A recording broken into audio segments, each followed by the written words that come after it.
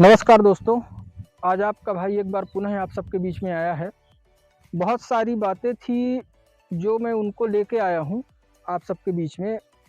जिस तरीके से व्हाट्सएप में एक द्वंद चल रही है, उसकी बदौलत बीच-बीच में आना पड़ता है। मुझे पता है कुछ भाई हैं अपने जिनके कमेंट आते हैं, मैं देखता हूँ कुछ भाई सही सपोर्ट में हैं, उनको मेरी बातें सही लगती हैं। कुछ ऐसे हैं जिसको जो लोग नेगेटिव समझते हैं। जैसा कि आप एक लास्ट में मेरा टाइटल देखेंगे 100 बात की एक बात। इस बात को आज आप लोग गौर करिएगा। आज जितने लोग छाती पीट-पीट के चिल्ला रहे हैं कि हमारा जिला कैडर हो रहा है, हम करवा रहे हैं, हम ये करवा रहे हैं, हम वो करवा रहे हैं। आज इतने सालों से आज एक आप लोगों ने देखा होगा पीएमएस वाला लेटर जो निकला मनरेगा से कि अब 15,000 से ऊपर हैं तो इनको लाभ नहीं मिलेगा, क्योंकि अभी 18 हो गए हैं। देखिए, आप गौर करिए कि नरेगा तुरंत कुछ जब देने की बात आती है तो हम लोगों को तुरंत लेटर निकालता है। पीएमएस वाले में आप देखे होंगे लेटर निकाला है ना, 18 हुई नहीं कि लेटर निकाल दिया।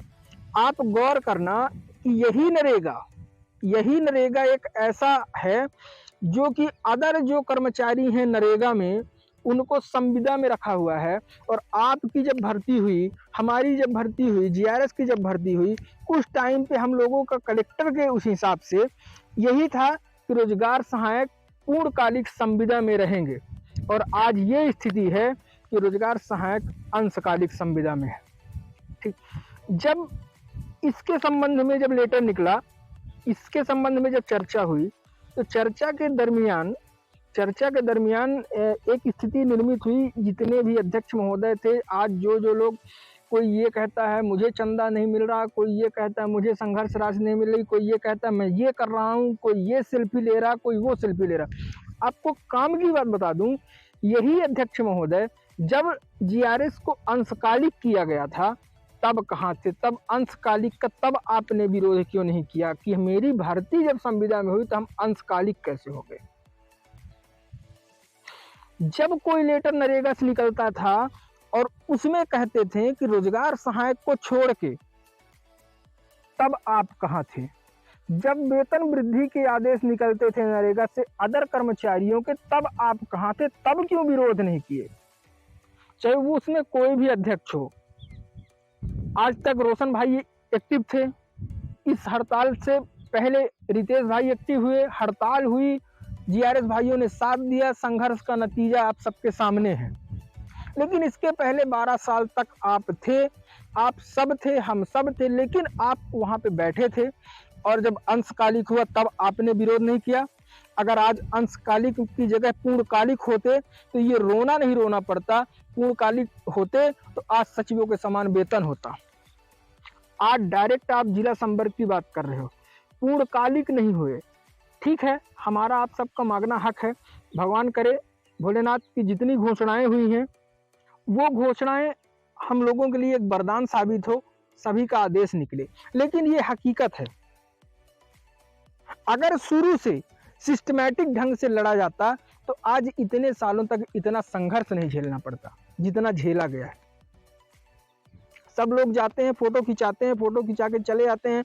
इसके बाद रात में द्वंद होती है, एक दूसरे को कोई कुछ बोल रहा, कोई कुछ बोल रहा, कोई सरकार को बोल रहा, कोई अध्यक्ष को बोल रहा।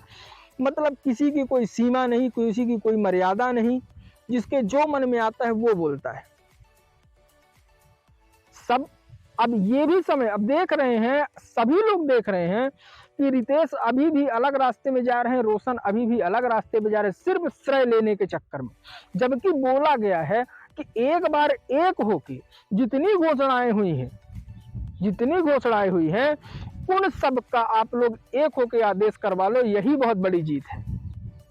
मुख्यमंत्री जी द्वारा सीधे से बोला गया था कि जुलाई माह का वेतन 18,000। एक छोटी सी बात आप पूरी नहीं करवा सके, जिसमें आपको खुद को विरोध करना चाहिए कि जब हमको जुलाई माह से बोला गया तो 12 जुलाई से क्यों लागू किया गया? इतना तो करवा लेते। इसके बावजूद भी लड़ाई के सिवाय कुछ नहीं है।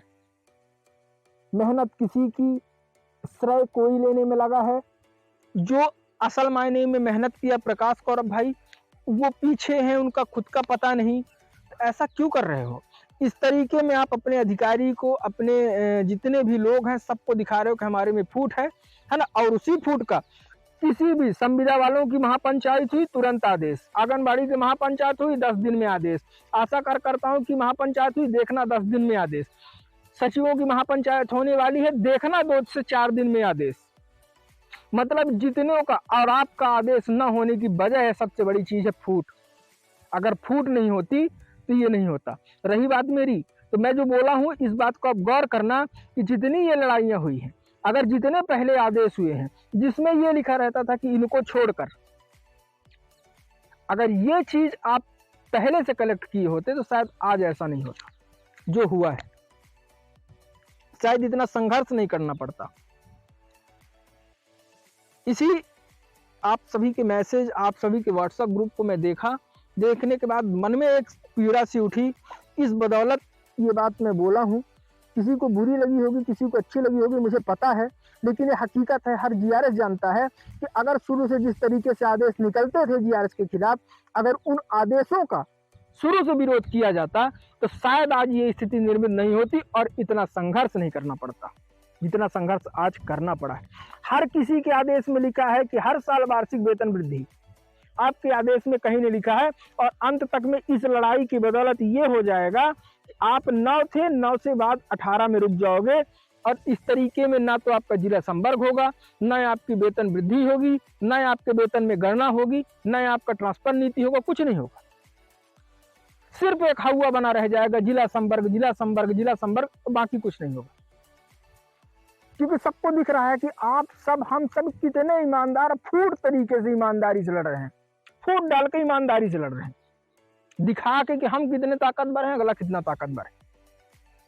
अरे अपनी खुद की, अपने भाई की ताकत अपने भाई को दिखाने की जरूरत नहीं है।